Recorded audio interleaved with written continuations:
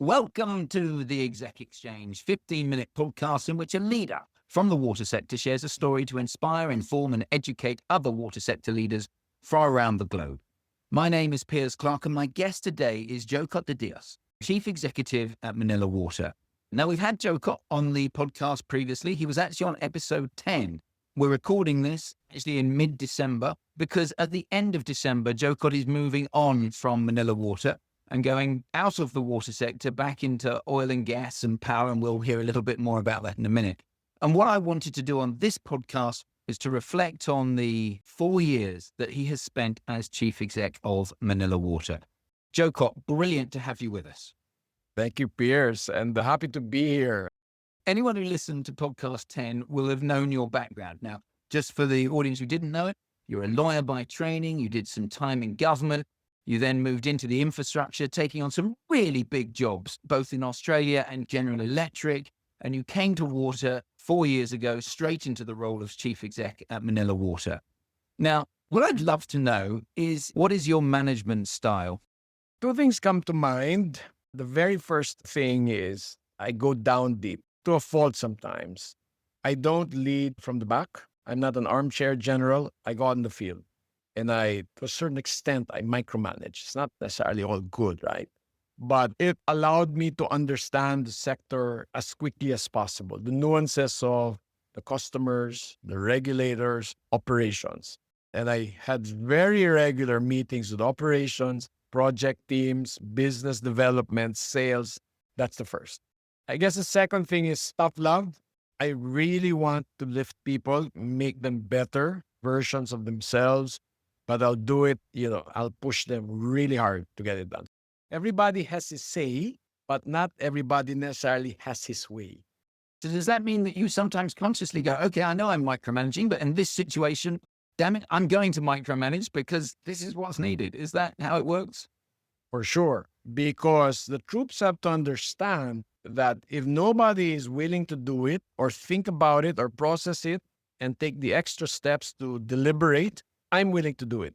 And somehow that sends a signal. And short of embarrassing them, you say, this guy he's paid to do bigger, broader things, but he's taking time to do the work that I'm supposed to do. So that's really what we need to instill. Excellent. All right. Now, we've done a few interviews in the past where we talk to people at the end of their sort of 40 years in the water sector, and they tell a much longer story. But the beauty of talking to you today is you came into the water sector 4 years ago with a very specific vision for Manila Water. And I'm going to ask you what you wish you'd done differently, which is quite a difficult exam question to answer. But before we get to that, let's start with a happier question of what is it you're most proud of? What are the achievements that you look back on the last 4 years and think, wow, I'm glad I did that? Maybe three things. The first thing is pretty much for the sector, broad strokes. I'd like to think that we brought the water narrative to a higher level.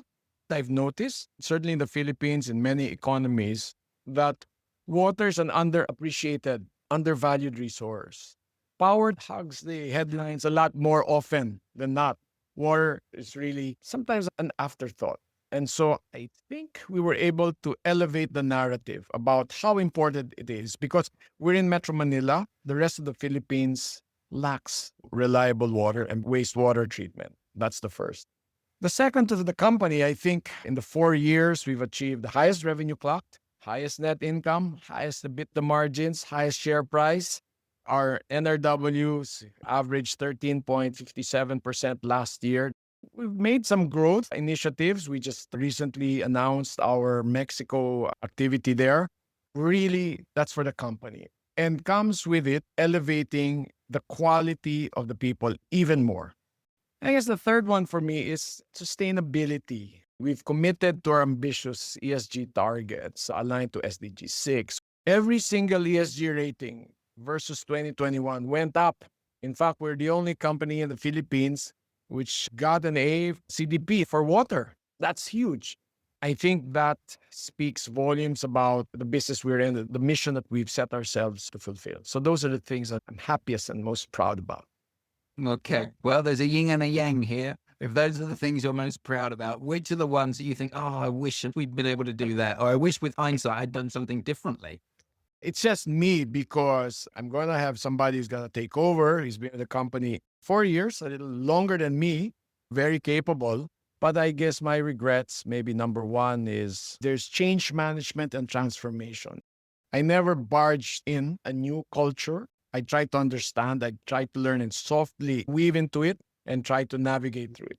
I wish I did it faster. That's the first. I've never met a chief executive. Well, you know what? We went too fast. Now, there's always that urgency that comes through, but there is a rate, of course, at which you can do cultural change that if you go too far, too fast, you might break it.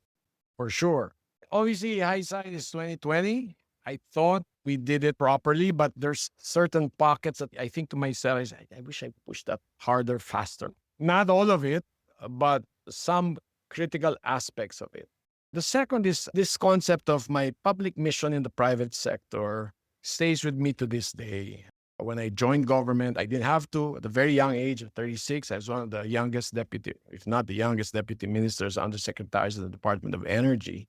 And that stays with me. Metro Manila, both the east and the west, with our friendly neighbors, Maynila, we are very spoiled. Our water supply is very good. The country now faces several issues outside of it because water infrastructure is severely wanting. Obviously, we have presence in multiple sites outside of Metro Manila. And we were trying very hard to lock in and provide bulk water services. And we did a smattering of that. And also to try to improve distribution, NRW. There are, as we speak, projects that are still pending. And I wish I spent more time in the growth areas outside of the East Zone. And actually, just for the audience who aren't familiar, Manila, obviously an enormous global city, essentially divided into two halves, with Manila Water serving one half, Manila Water serving the other. And then you also provide water to some of the, what do we call them, councils in the surrounding region. We have local water districts or local municipal water entities. And the water sector in the Philippines, they're complicated structures, regulatory frameworks, different players. But the dominant would be the water districts and joint venture partners. We are, for example, in the province in the south, one of the more populous provinces, Laguna. If you take Manila Water and Maynila, Laguna Water would be the third largest water utility, but it services about 130, 150 milliliters per day peak. In Manila Water, we're about 1,600 million liters per day peak. That's about 7 million people that you serve. Is that right? 7.8. We handle about 28% of Laguna, so maybe roughly at about a million. And I just want to make sure, because I feel like I let you off the hook there, because I diverted into talking about the structure of Manila. So talking about the things you want to do, we wish you'd done with hindsight. One was cultural change, having gone a bit harder, faster, made sure that all the pockets of the organization were coming with you. And the second one was there's always things, as you say, in your back garden that you maybe could have put a bit more focus on. That will always be the case, of course, because the thing about the water sector is its assets are constantly changing and evolving and breaking and needing attention. Any other things in hindsight you wish you'd done? Me, personally, I wish I spent more time walking the floor, going out in the field. That's more in terms of the people. We have 2,500 employees, and I couldn't visit them enough and really just understand what kept them going, what was moving. I can't say enough about the employees and actually visiting the sites. The macro stuff, like the rest of the Philippines, growth, we did a few things, not enough. It's never enough. But I think the third is I wish I had spent more time with everyone. You are setting yourself an impossible challenge. All right, thank you for that. Thank you for that reflection. Now, as I said at the beginning, you came into the water sector 4 years ago, having done a lot of big roles in infrastructure and in government. Now you're moving out of the water sector. And I'd love to know, what are your hopes and fears for the water sector internationally and the water sector locally for you? What are the things that you think your successor is going to have to really focus on? The global, I think it's the same thing. The narrative has to be elevated even more. What you do, what people globally do in terms of trying to get these views out helps, especially with climate change. My gosh, you have droughts in all sorts of places. We need to really elevate that. And you know what? To me, if you have private sector, there are a lot of funds that invest in water companies, but we need to have a lot of operating utilities cross-pollinate in areas where expertise, financial muscle can be put to best use. There are not very many transactions that you find. And unlike the power sector globally, people talk about gas, talk about, renewables very regularly. Water gets forgotten. For sure. Now, for the Philippines, it's no different.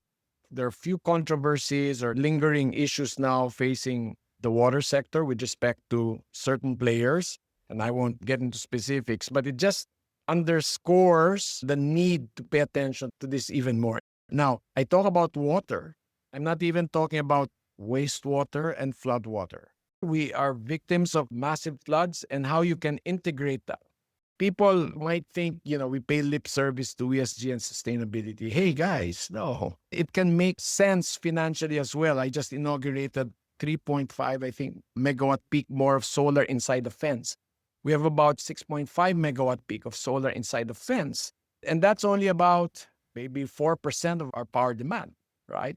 But if we can grow it 2, 5, 10x, then it'll work. So to me, there's a lot of challenges to make the water work in the Philippines, similar to what it is in the global setting. But there has to be a lot of financial activity to bring it up.